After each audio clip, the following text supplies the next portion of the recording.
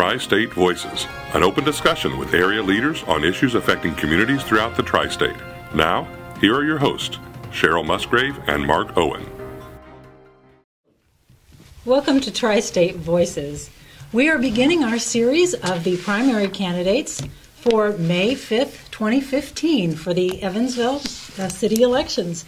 I'd like to welcome Mark Owen, my co-host. I'm Cheryl Musgrave. Mark is the former Democrat Party chair, a former member of the Vanderburgh County Council, and a former Vanderburgh County Commissioner. Welcome, Mark. And welcome also, and it's good to be with you again this week. Thank you, Cheryl. And as a former county assessor and a county commissioner, and a former appointee of Governor Daniels as the commissioner of the Department of Local Finance, Cheryl has a wealth of knowledge and information on local and county and state government. And so I think she will, as normal, ask great questions and be able to keep today's program lively and exciting. Well, I'm looking forward to great interaction with our four at-large city county council candidates. And let me introduce them. This is Jonathan Weaver, the incumbent, sitting next to Dan Adams, also an incumbent. And we have Connor O'Daniel, the third incumbent. And challenger, right over here, we have Alex Burton. We're going to give each of the candidates a minute to introduce themselves. Who'd like to go first? I'm going to call on somebody here in a second. Okay. John? Okay, Alex, take it. My name is Alex Burton, born and raised in the community, currently an employee of Old National Bank, and also a commissioner on the Community Relations Commission. I'm here running for City Council, and excited, a proud resident, born and raised, ready to work with everyone as a consensus builder, one who really wants to get the job done and work for Evansville. And I'm Connor O'Daniel. Currently, I'm an at-large councilman, and I serve as the finance chair for the council over the last year and a half. I'm proud to be a husband of 15 years to my lovely wife, Natalie, father of 3. I'm a lawyer, a volunteer, and frankly, I just love this town. It's the reason I ran 3 years ago, and I want to run again, is to help improve this community. I think I add a lot of value to it. And the one thing that I want to stress going forward for the next 3 years, or next 4 years that is responsible growth. We need to watch our money, but we also need to continue to find those projects that make sense and add value to the electorate. So thank you, I look forward to your vote. Hi, I'm Dr. H. Dan Adams. I'd love you to call me Doc or Dan.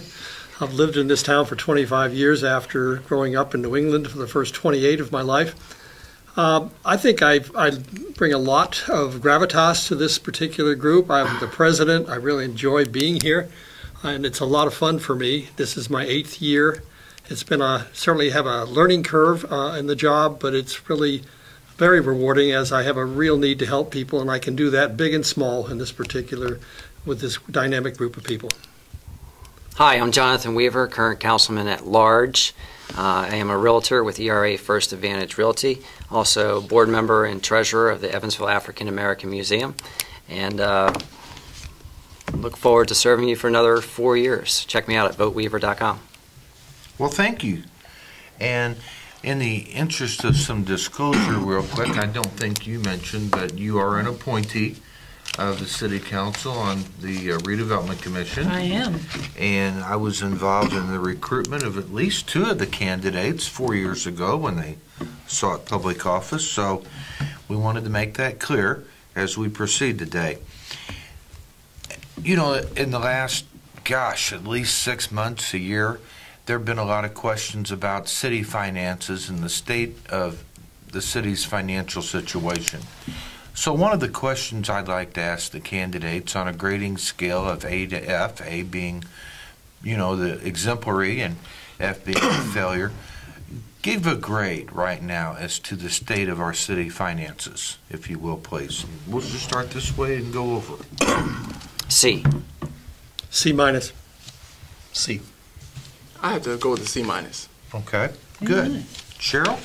Well, given those responses, it sounds to me like we could do some improvements, and improvements could come in a number of different directions, whether you cut expenses or increase taxes. So I'd like you to give me a one-word answer to this, a yes, no, or a maybe.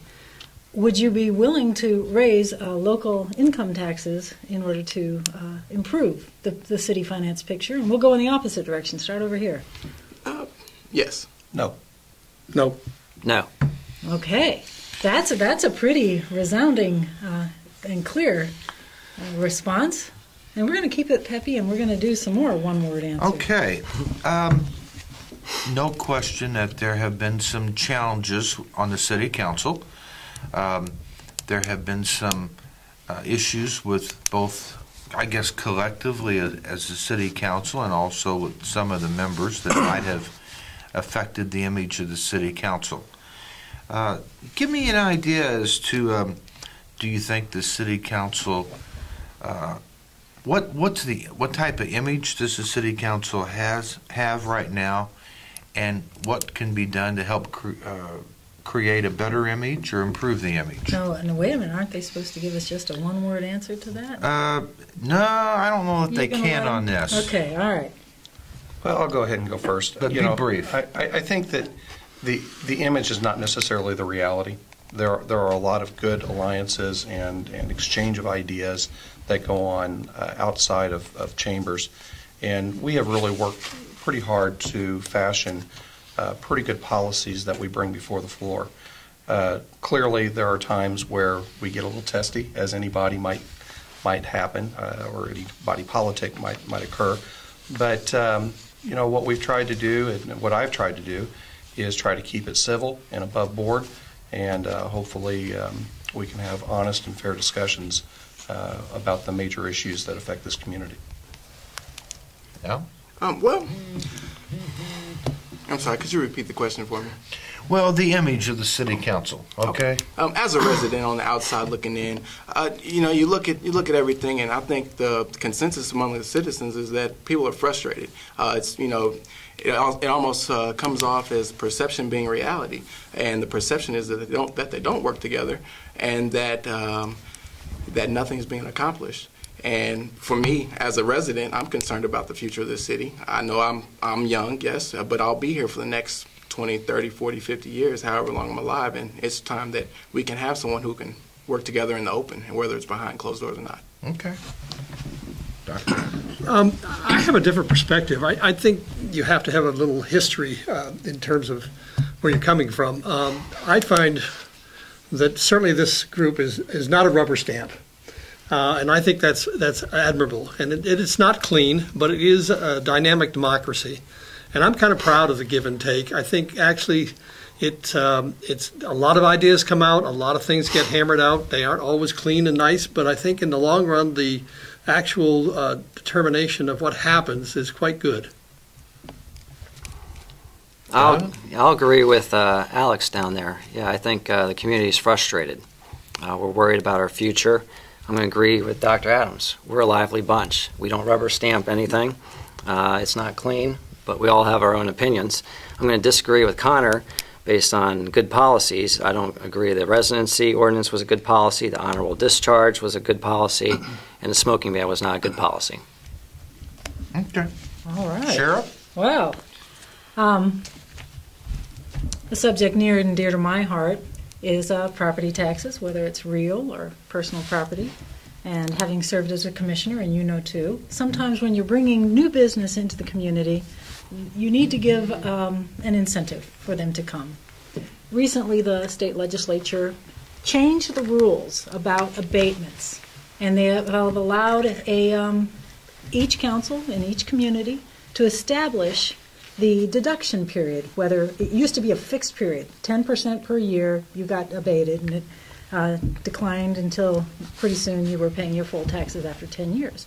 Well, now you can change that. You can abate 100% every year for 10 years if you want.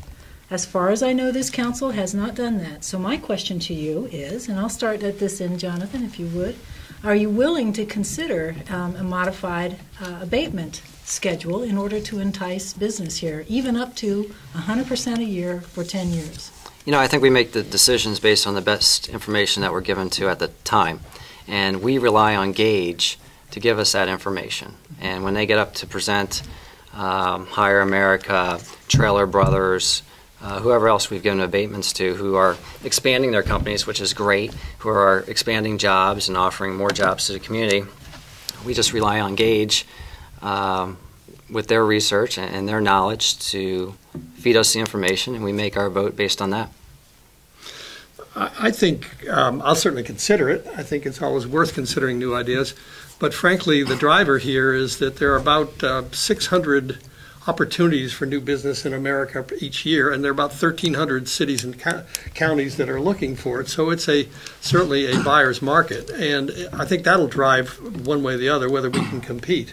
The present system, I think, is quite good. It's got certain numbers for each part, and therefore, if somebody gets about 5 years abatement, that's what they get. That's what they've earned in terms of the money, in terms of the new jobs, etc. So I think the present system has it makes common sense, but I'll consider it again. And I think, as I said, it's going to be driven by the market. Okay.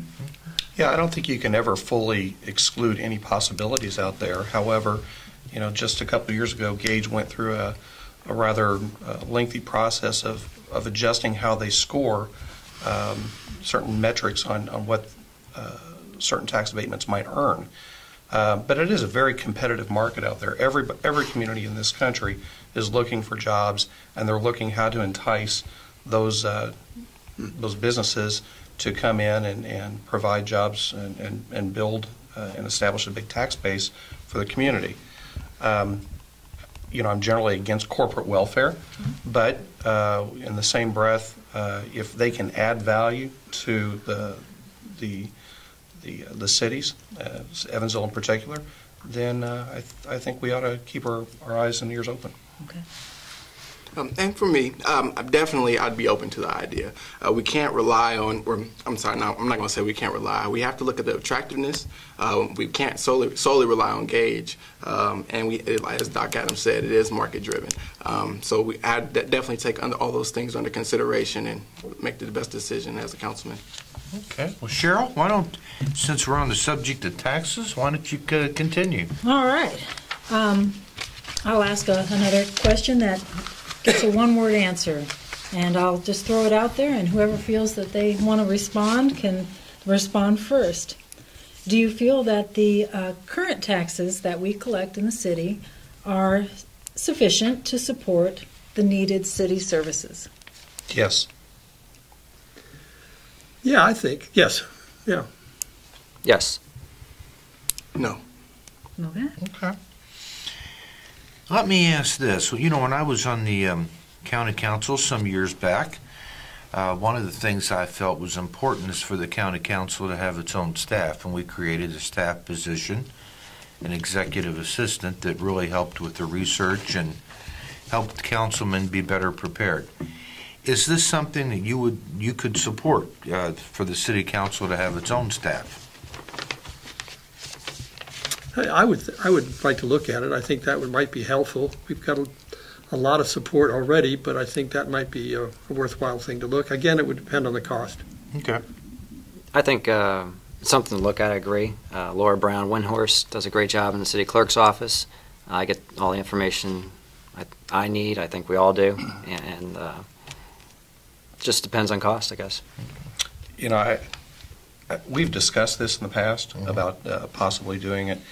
I think the trouble is that we have 9 very independent people that are on council that might be driving this research or that research, and it's really the devil in the details about how that would actually work out. I like the fact that I go out and I get that information and I digest it myself as opposed to having it force-fed to me. I think other council members do as well, but it certainly would be convenient. I'd say that it'd be something to look at in the future. I honestly don't want to look at anything, adding any more to the pot than what we currently have. We need to make sure we have everything, a sound structure with everything that is in regards to the city. However, one thing to look in the short term is the possibility of everyone having an intern.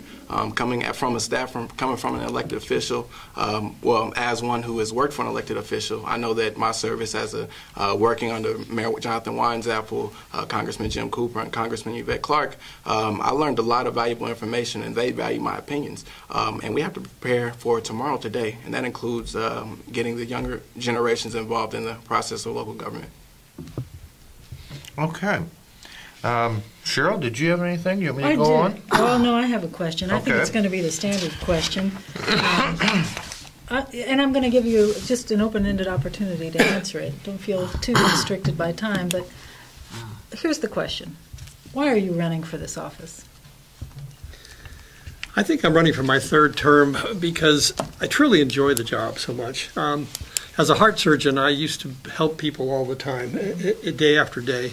And I really enjoy getting a phone call about a pothole and yet having to do independent research about whether we should take on the med school, which I believe is the most incredible, potent driver that this city has ever seen in the last century. So from my point of view, I just enjoy it. And when I was lying in a bed, and I know this sounds melodramatic, but when I was lying in bed in 1999 at St. Mary's trying to get out of a hole, that I asked God to find me a place to do that, and I have. Okay.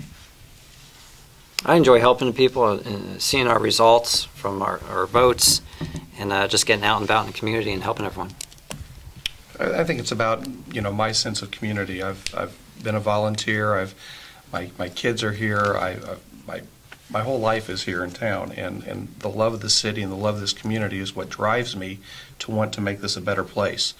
So that's why I ran the first time. It's why I want to run again, and asking for your vote. As far as where we stand today, I don't think that this one term that I'm done with the work or the groundwork that we have laid for the future. We've identified some spending issues in our government that I think need corrected. We've asked for a spending plan because we spent $7 million more a year over the last 3 years than we brought in. It has led for us to, it's led our reserves to be depleted from $50 million down to $28 million this year.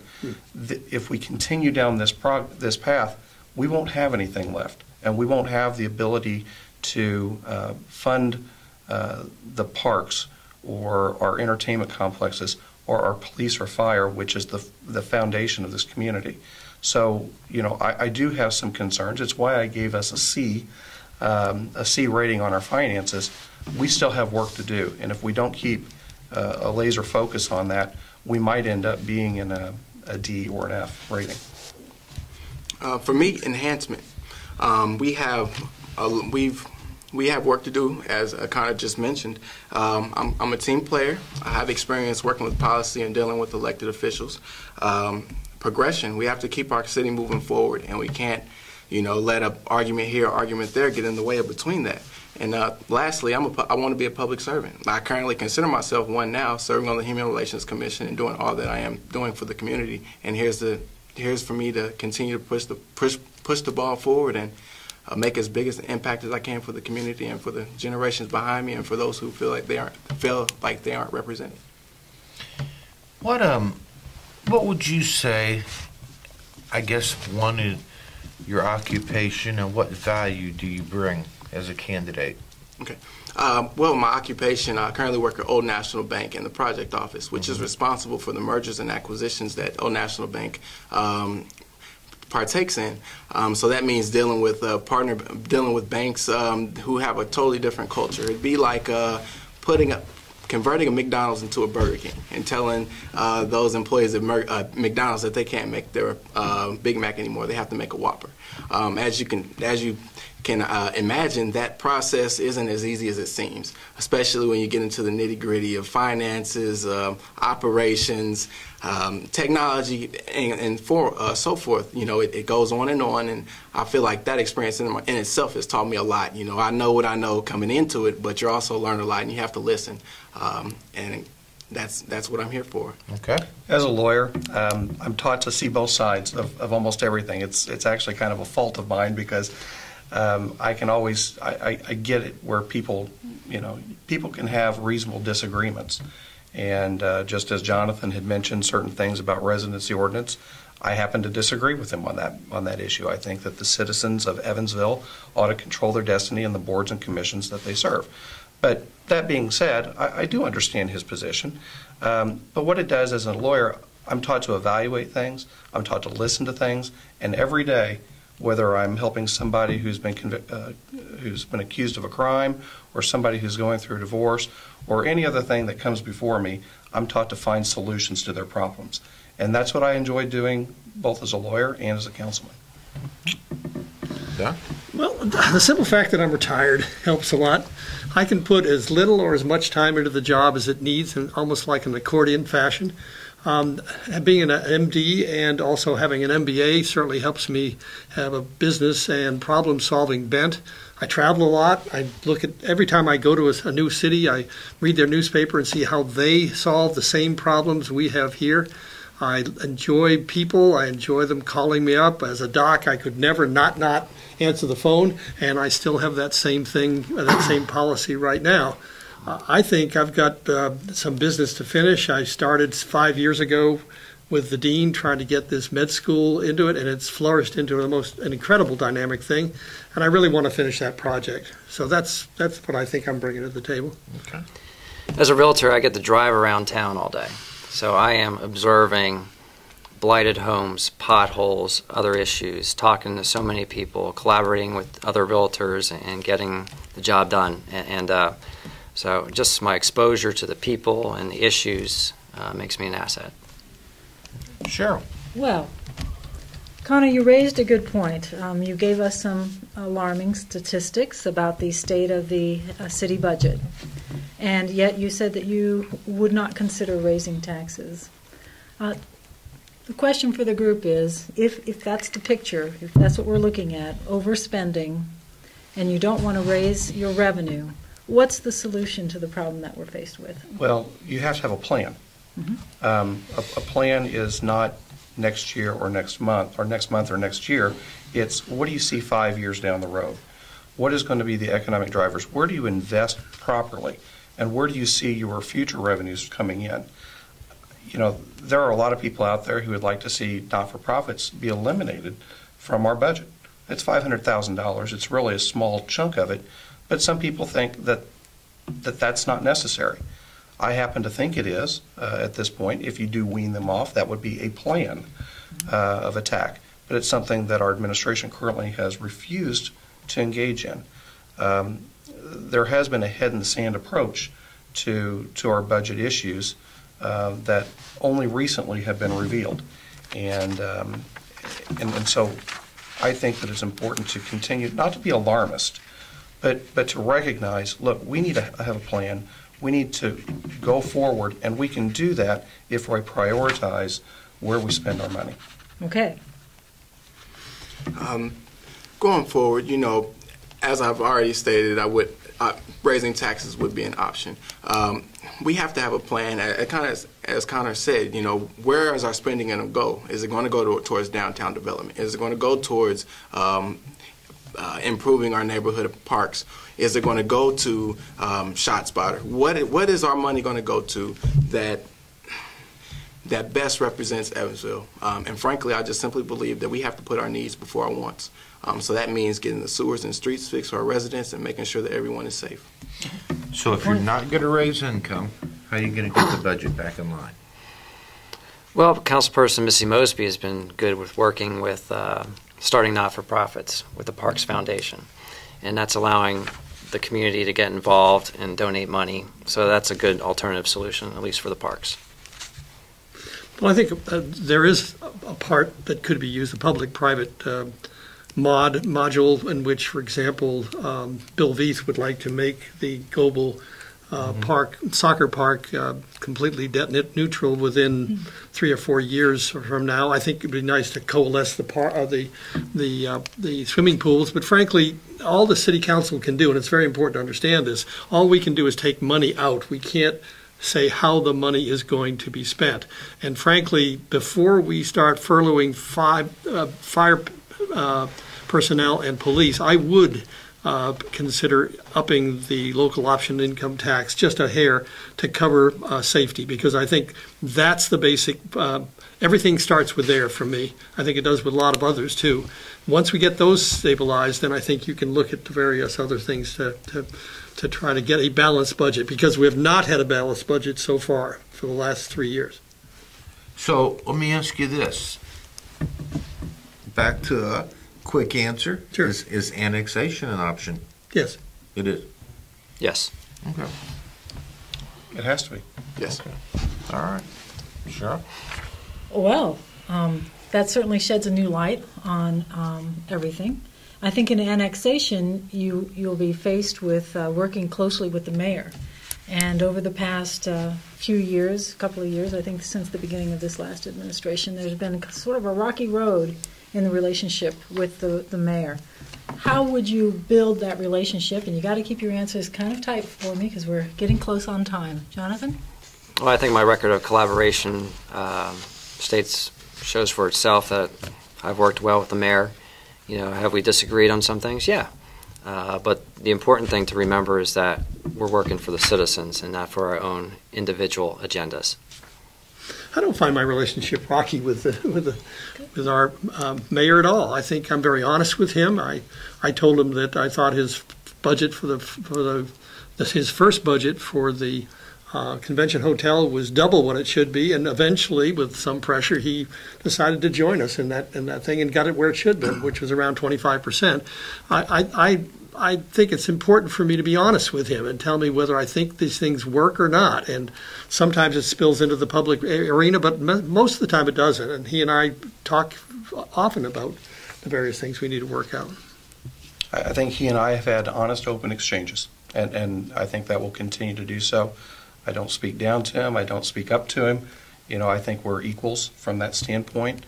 I hope he respects my opinion, and I certainly respect his.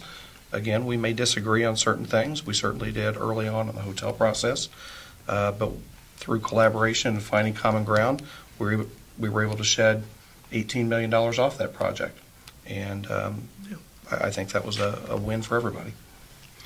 In a sense, we're on the same team. We both want to see whoever's mayor. We're on the same team and moving Evansville forward.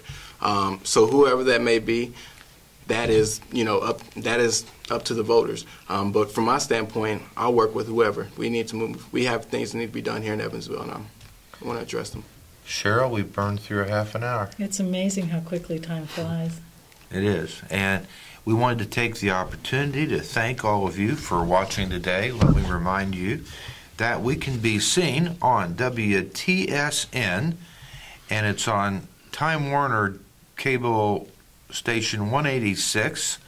It's on WOW 14, and in outside of Evansville, it's on Cable Channel 3. Again, we've enjoyed this opportunity. We hope you have. We will continue with our candidate series, and we thank you. Wish you a good opportunity to continue to join us. One more thing. Yes. Don't forget that they can find us on YouTube as well. Just search under Tri-State Voices. Yes, thank you.